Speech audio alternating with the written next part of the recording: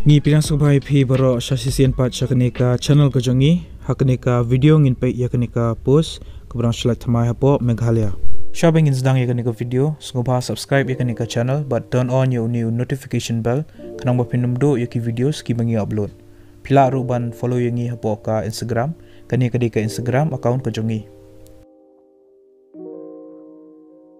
Yakanika post la apalai daka Meghalaya State Rural Livelihood Society lanika MSRLS mentau benai arajar arpuar. Kakerteng jong nika post kedai project manager digital finance. Kelas date lanika tarik bakhado bapila ban submit yaki applications ki jongpi kedai hu khanyo tarik benai January arajar arpuar. Yakanika post project manager digital finance kabalai kawai ka salary lanika tulap kedai arpuar hajar hakshi benai.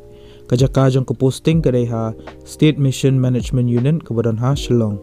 Ke age limit lani ke kerta kedai life sansnam bakandon ke age relaxation hadok sansnam yaki schedule tribe lani ki schedule caste.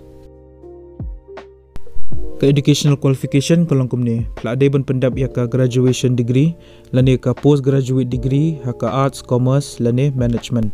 Bar ha ke por papipas ikini pide banyo at least 100% haki marks.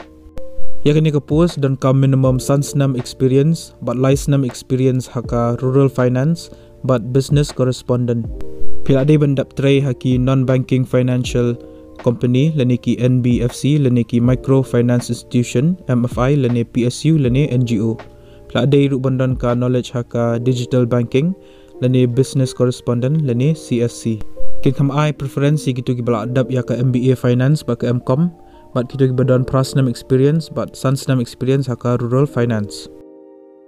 Ki candidates ki belong eligible bagi bakwa ban apply kanika post pihak ban apply online link baka link jong kanika website jong kanika MSRLS kabadai msrls.nic.in.